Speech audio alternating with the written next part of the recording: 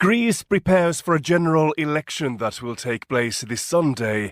The poll is expected to be a particularly unpredictable one following scandals from a tragic train collision to government wiretapping.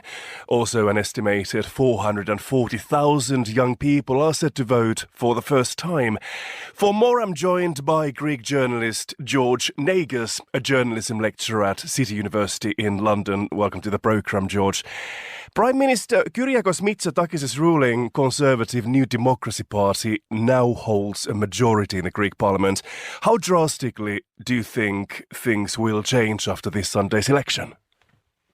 Well, the issue that Mitsotakis is facing is that this election will be held with a new voting system, which is not the reinforced proportionality he's used to.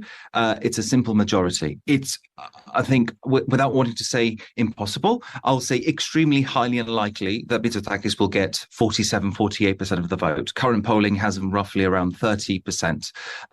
So a New Democracy single-party government coming out of these polls is unlikely. The scenario of some sort of progressive coalition, while getting some traction initially, seems to be also fading away, with other parties pretty much saying they will not work with Alexis Tsipras and Syriza, currently in opposition. So I think the most realistic scenario is that nothing much will come out of these polls, and we'll have to go to a new election, currently sort of penciled in for the beginning of July, which will take place with a reinforced proportionality system again. What are polls saying at the moment? Do you still see some parties over there gaining more support than before? It's interesting. We're seeing New Democracy, so Kyriakos Mitsotakis Conservatives, pretty steady around a 30-32 mark, roughly. The issue, as you mentioned in your opener, with the tragic collision in Tempe or the wiretapping scandal, while Mitsotakis and New Democracy have taken a hit, it's not like Syriza or Alexis Tsipras are getting any support. Instead, it looks like a huge part of the vote is currently what we would call I don't knows.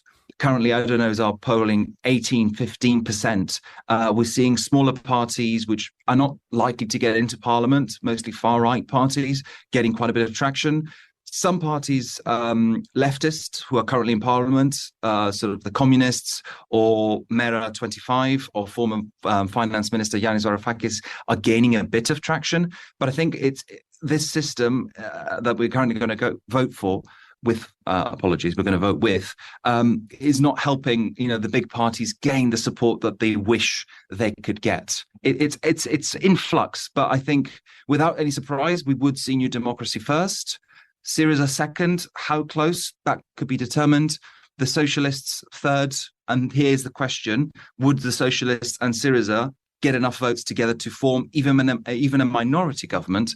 And even if they do, would they be willing to work together? You see, I'm adding a lot of hypotheticals here, but that's currently where we are. It is a very complicated situation, and also what's adding to the excitement or uncertainty is that we have over 400,000 young people over there voting for the first time. Who will they vote for? This is an interesting point. I would add that will they actually vote? The question, the reason I'm posing this question is that, as you know, Greece lives quite a bit off tourism, and a lot of youngsters, once they finish school, while they've got some free time, they end up working what we call the tourist season, which means they work away from home, therefore away from where they vote. So they might be registered to vote. I'm personally not quite sure they will be able to vote, in the sense of, will they be able to get the day off? Will they be able to pay for transport from, I don't know, Corfu, Santorini, Rhodes, all those popular Greek islands, to head back to their hometowns to vote? I think there is a lot of rage in the youth. I think the youth has had problems and issues, justifiably, for the past 13 years that Greece has been through this, what should we call it? This odyssey, or this issue with its finances. I think the train collision in Tempe, which most of the victims were youngsters going back to Thessaloniki after a 3-day break, has also played a part in it. I honestly don't know. I think that polls show they're more likely to go for the sort of progressive / leftist parties. So Syriza, the Socialists, Mera 25 of Yanis Varoufakis, that seems to be where they're going.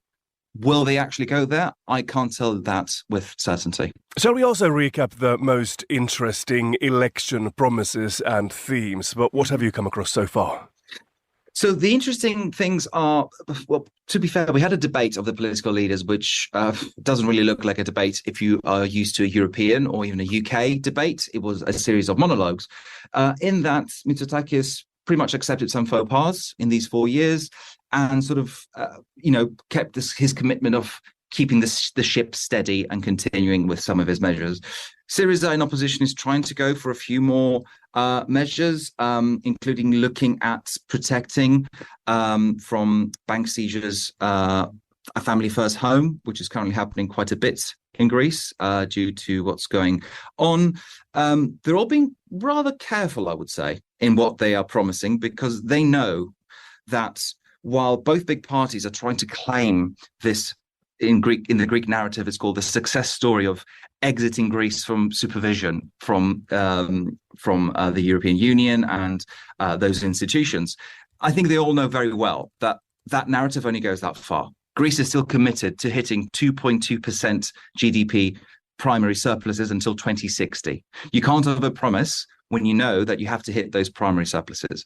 So while Tsipras is promising that he might restore some pensions in terms of the payouts on pensions or what people can claim, I think they all know very well that they're selling a narrative that Syriza and the New Democracy are trying to fight who took Greece out of supervision, and they're fighting over it. We did it first. No, we did it. Or you did it because I, laid the foundation for you to do it. But they both know that that's not necessarily the full picture. The full picture is they have to be very careful, because until 2060, theoretically, at any point, if the economy, goes out off track, the institutions could very likely re-intervene in the Greek politics in the way we were used to them doing in the sort of 2010, 2016, 17 period. Now, George, in the beginning you predicted that we may see a second vote take place in July. If that happens, how well will Greece function, the Greek government? Are there some decisions that would need to be taken sooner? Well, already we have a sort of a government in place made of mostly civil service staff who keep the country running. It's not like the country will come to a standstill. The aim is to have the election early July, because there is a NATO summit early July, and they want to make sure that a Greek prime minister, an elected Greek prime minister, attends that. So that's why the most likely date is the 1st July, if the first Sunday in July. That is the 2nd of July, if I'm not mistaken. Therefore, they're all trying to gain as much support as they can in this poll to then try and maximize it in the second poll. What that second poll will bring, will it be a New Democracy majority? Will it be a Syriza majority? Will it be a progressive coalition under Syriza and other parties? I don't want to give you a prediction, because everything is genuinely in flux. George Negas there, thank you very much for your insights today. You are listening to The Briefing on Monocle Radio.